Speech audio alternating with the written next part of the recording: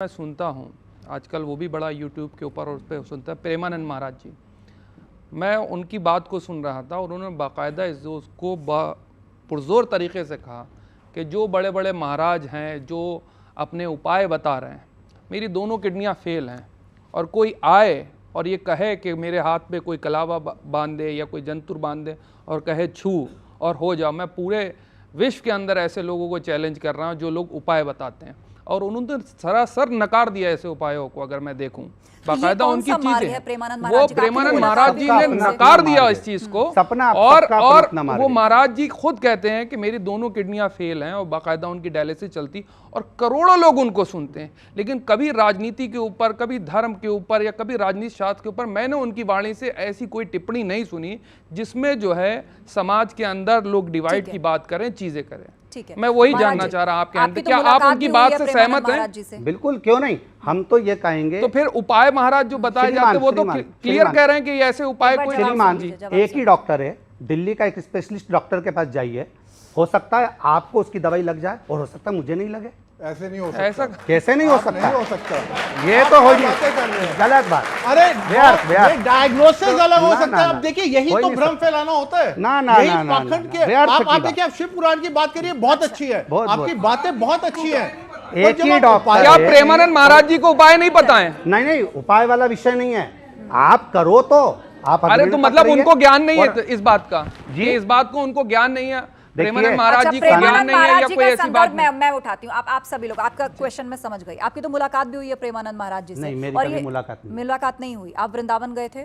मैं वृंदावन गोवर्धन नाथ जी के दर्शन करने, परिक्रमा करने, यमुना पान करने के लिए जाता हूँ। अच्छा, विश्व में सभी इस बात को लेकर अचंभित हैं कि भाई वो डायलिसिस पे रहते हैं, उनकी जो फिजिकल कंडीशन है उसके बाद भी आज वो चल रहे हैं और कोई मेडिकेशन उनके पास नहीं है, सिर्फ अध्यात्म मार्ग है। तो ऐसे कैसे चमत्कार होते हैं? क्यों नहीं हो सकता?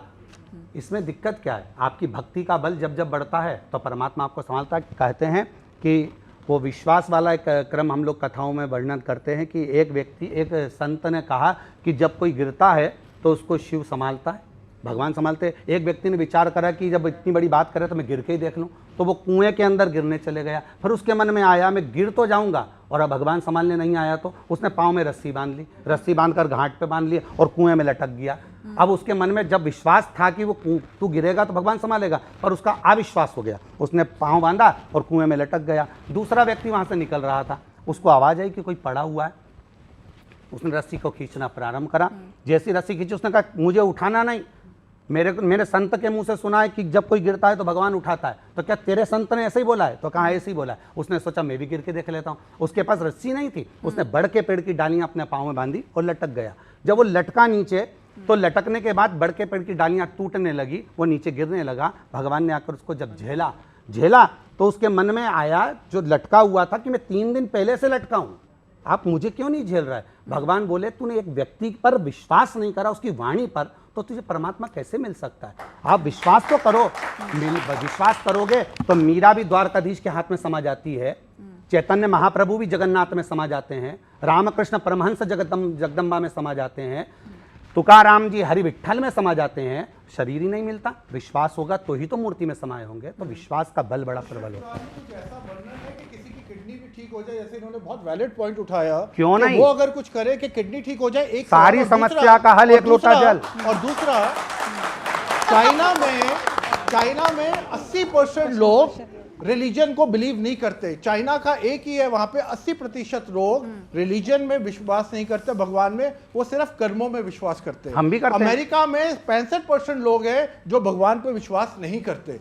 अब सवाल ये है, ये जो देश है जो भगवान पे विश्वास नहीं करते, ये आगे क्यों निकल रहे हैं? और मैं आपको एक और चीज बता दूं, फिर आप प्लीज बताइएगा। यूरोप में जो कंट्रीज हैं जो भगवान पे विश्वास करती हैं वो सबसे पीछे हैं, और जो विश्वास नहीं करती वो आगे हैं। ये इसके पीछे आपके हिसाब से क्या कारण क्या हो सकता है? इसको अध्यात्म से जोड़ना सही होगा कि वो विकसित क्यों है और हम विकासशील क्यों हैं? ये आपकी सोच हो सकती है कि जो कंट्री भगवान को मान रही है वो पीछे जा रही है। ये आपकी सोच है कि जो कंट्री भगवान को मान रही है वो पीछे हट रही है, आपकी सोच हो सकती है। पर हमारी सोच में तो ये है कि आज भी एक लोटा जल सारी समस्या का हल है, और वो होता ही रहेगा। एक आखिरी सवाल ऑडियंस से, उसके बाद हम रैपिड फायर राउंड की शुरुआत करेंगे। बोलिए। गुरुदेव, आपके चरणों में कोटि कोटि नमन। मैं पूछना चाहती हूँ कि है ना, जो हम आरओ का जल लेके जाते हैं शिव जी पे, तो आरओ का ले जाना चाहिए या टंकी से जो नल आता है उसका ले जाना चाहिए? कैसा भी जल हो, बस भाव से लेकर जाइए उसको। जल का मूलता ये नहीं है कि आरओ का लेकर जाएंगे कि बिस्लरी का लेकर जाएंगे, आप जो जल भाव से लेकर जाएंगे। एक और क्वेश्चन था कि हमारे है ना, जैसे सासू माँ के टाइम से है ना, ये बट पूजा नहीं होती है।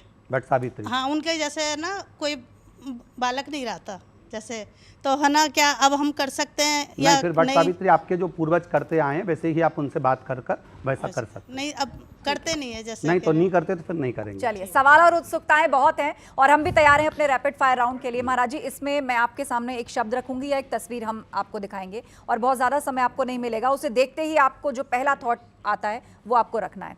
तो पहला तो मेरा सवाल ही है, पंडित प्रदीप मिश्रा के लिए क्या बड़ा है, राष्ट्र या धर्म?